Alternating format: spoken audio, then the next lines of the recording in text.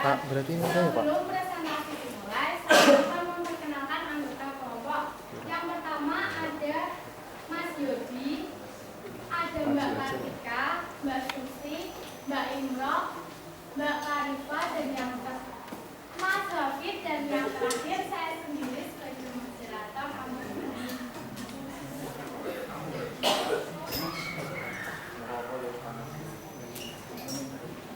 Untuk materi yang pertama akan disampaikan oleh Mas Hafid.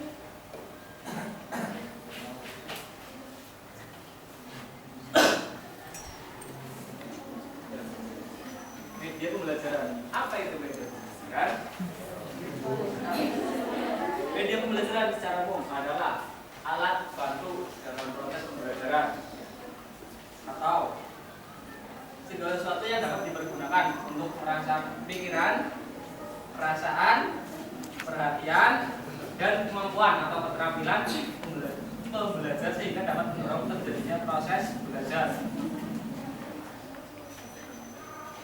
Menurut Bridge tahun 1977, media pembelajaran adalah sarana fisik untuk menyampaikan isi materi pembelajaran seperti buku, video, film, dan sebagainya.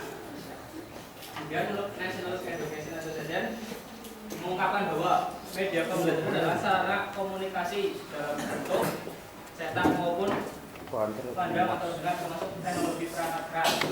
Dari pendapat di atas, dapat disimpulkan bahwa media pembelajaran adalah segala sesuatu yang dapat menyalurkan pesan, dapat merangsang pikiran, perasaan, dan kemauan peserta didik sehingga dapat mendorong terciptanya proses belajar pada diri peserta didik.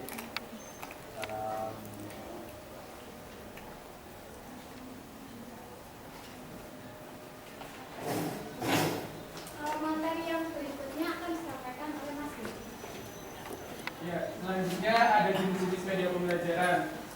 Seperti kita ketahui, tipe siswa itu kan berbeda-beda. Ada yang siswa dengan visual, ada siswa dengan audio, dan sebagainya. Dan di sini media pembelajaran yang dapat membantu siswa dalam proses pembelajaran ada beberapa jenis. Yang pertama, media visual. Contoh dari media visual sendiri ada grafik, diagram, chart, bagan, poster, kartun, dan komik. Kemudian yang berikutnya ada media audial. Media audial contohnya itu bisa dengan radio, kemudian ada kaset, terus tape recorder, kemudian ada laboratorium bahasa, ada kayak apa Walkman dan sebagainya. Kemudian projected still media. Untuk jenis ini, untuk jenis media pembelajaran ini, contohnya itu bisa dengan slide, kemudian ada overhead proyektor atau OHP, kemudian ada infocus dan sebagainya. Yang terakhir, jenis yang terakhir itu ada projected motion media. Untuk jenis ini contohnya itu ada film, televisi, video, baik format VCD, DVD maupun VTR, kemudian ada komputer dan sejenisnya. Selanjutnya tujuan dari media pembelajaran. Oh ya, sebelumnya pada hakikatnya bukan media pembelajaran itu sendiri yang menentukan hasil belajar. Di sini fungsi dari media pembelajaran itu sebagai pembantu atau penopang siswa untuk tertarik dalam proses pembelajaran. Ternyata keberhasilan menggunakan media pembelajaran dalam proses pembelajaran itu meningkatkan hasil belajar yang tergantung pada isi pesannya, kemudian cara menjelaskan pesannya, dan yang ketiga ada karakteristik penerima pesannya. Dalam hal ini itu siswa. Kemudian dengan demikian dalam memilih dan menggunakan media perlu diperhatikan ketiga faktor tersebut. Yang tadi saya sebutkan ada isi, ada cara, dan karakteristik penerima pesan. Apabila ketiga faktor tersebut mampu disampaikan dalam media pembelajaran, tentunya akan memberikan hasil yang maksimal. Tujuan pertama dari media pembelajaran ada mempermudah proses belajar mengajar. Di sini jelas ya, kalau misalkan siswa bisa menikmati proses pembelajaran dengan media yang disajikan oleh guru, maka proses belajar mengajar, proses yang ditangkap oleh pesan yang ditangkap oleh siswa akan lebih mudah. Kemudian yang kedua ada meningkatkan efisiensi belajar mengajar. Yang ketiga ada menjaga relevansi dengan tujuan belajar. Dan yang terakhir ada membantu konsentrasi siswa atau para siswa. Selanjutnya akan dijelaskan oleh Mbak.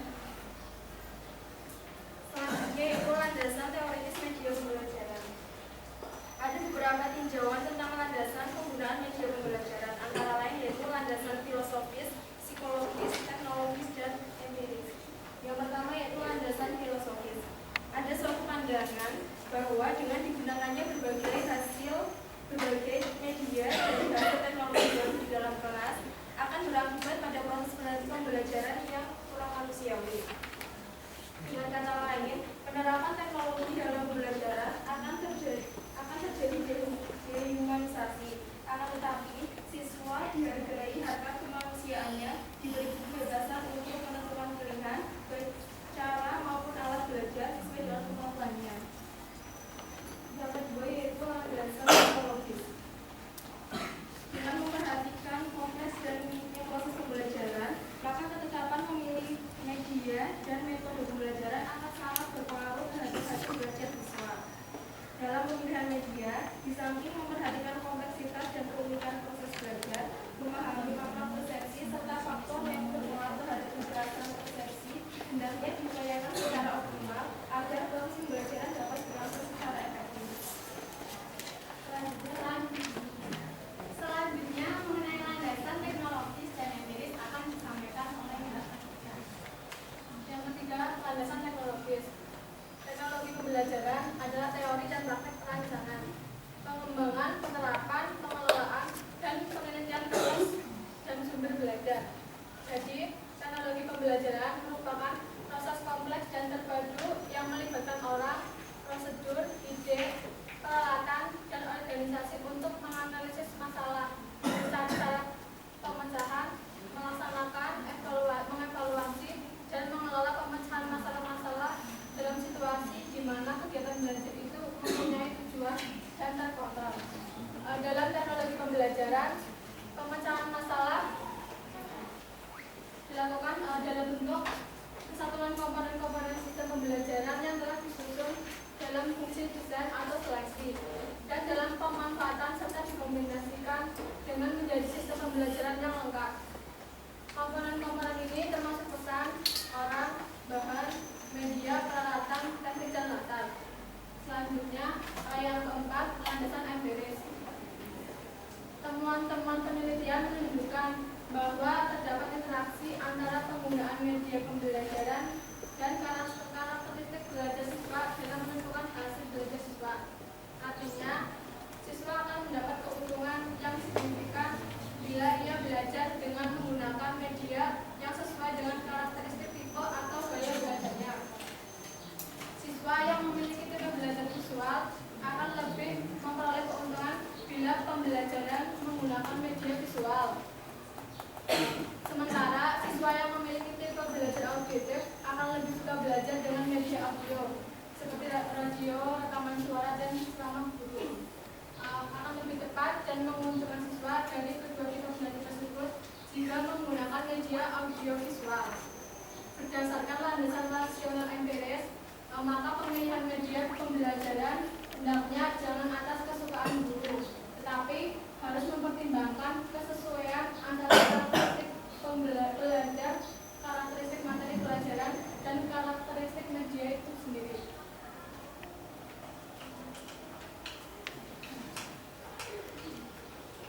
Materi berikutnya yaitu mengenai ciri-ciri media pembelajaran. Ada 3 ciri media yang merupakan petunjuk mengapa media digunakan dan apa saja yang dapat dilakukan oleh media yang mungkin guru tidak mampu atau kurang mampu melakukannya. Yaitu yang pertama, ciri fisik. Ciri fisik ini menggambarkan kemampuan media merekam, menyimpan, melestarikan, dan merekonstruksikan suatu peristiwa atau objek. Suatu peristiwa atau objek dapat diurut dan disusun kembali dengan media seperti fotografi, video, audio tape, disket komputer, dan film. Suatu objek yang telah diambil gambarnya atau direkam dengan kamera atau video kamera dengan mudah dapat direproduksi kapan saja diperlukan. Dengan ciri fiksatif ini, media memungkinkan suatu rekaman kejadian atau objek yang telah terjadi pada satu waktu tertentu ditransportasikan tanpa mengenal waktu. Ciri ini amat penting bagi guru karena kejadian-kejadian atau objek yang telah direkam atau disimpan dengan format media yang dapat digunakan setiap saat. Peristiwa yang terjadi hanya sekali, misalnya 1 dekade atau 1 abad, dapat diabadikan dan disusun kembali untuk keperluan pembelajaran. Prosedur laboratorium yang rumit dapat direkam dan diatur untuk kemudian direproduksi kembali beberapa kali pun dapat kapan saja diperlukan. Demikian pula kegiatan siswa dapat direkam untuk kemudian dianalisis dan dikritik oleh siswa sejawat baik secara perorangan maupun kelompok. Selanjutnya, ciri media pembelajaran mengenai manipulatif akan disampaikan oleh Mbak Susi. Yang kedua, ciri manipulatif. Transformasi suatu kejadian atau objek dimungkinkan karena media memiliki ciri manipulatif. Kejadian yang memakan waktu berhari-hari dapat disajikan kepada siswa dalam waktu 2 atau 3 menit dengan teknik pengambilan gambar, timlapse, recording. Misalnya, bagaimana proses lama menjadi kepompong, kemudian menjadi kupu-kupu, dapat dipercepat dengan teknik rekaman fotografi tersebut. Di samping itu, dapat dipercepat suatu kejadian dapat pula diperlambat pada saat menayangkan kembali hasil suatu rekaman video. Misalnya, proses loncat galak atau reaksi kimia dapat diamati melalui bantuan kemampuan manipulatif dari media. Demikian pula suatu aksi gerakan dapat direkam dengan foto kamera atau foto. Pada rekaman gambar hidup atau video, seperti video, kejadian dapat diputar mundur. Media dapat diedit sehingga guru hanya menampilkan bagian-bagian penting atau utama dari ceramah, pidato, atau urutan suatu kejadian dengan memotong bagian yang tidak diperlukan. Kemampuan media dari ciri manipulatif memerlukan perhatian sungguh-sungguh karena apabila terjadi kesalahan dalam pengaturan kembali urutan kejadian atau pemotongan bagian yang salah, maka akan terjadi pula kesalahan penafsiran yang tentu saja akan membingungkan dan bahkan menyesatkan sehingga dapat mengubah sikap mereka ke arah yang tidak diinginkan. Manipulasi kejadian atau objek dengan jalan mengedit hasil rekaman dapat menghambat waktu.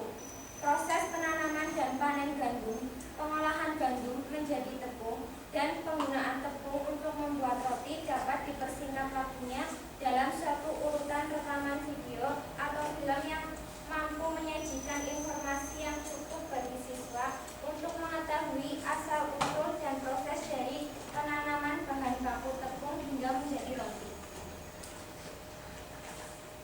Berikutnya, ciri yang terakhir yaitu distributif akan disampaikan oleh Mbak Fatima.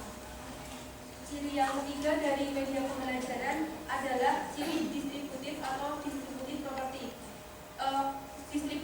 Distributif di sini maksudnya adalah penyalur. Jadi, ciri distributif dari media memungkinkan suatu objek atau kejadian ditransformasikan melalui ruang dan secara bersamaan. Kejadian tersebut disajikan kepada sejumlah besar siswa dengan stimulus pengalaman yang relatif sama mengenai kejadian itu.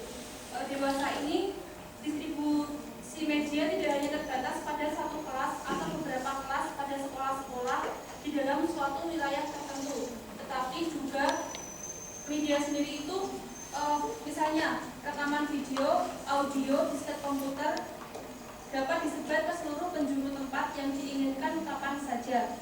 Sekali informasi direkam dalam format media apa saja, ia dapat direproduksi seberapa kali pun dan siap digunakan secara bersamaan di berbagai tempat atau digunakan secara berulang-ulang di suatu tempat.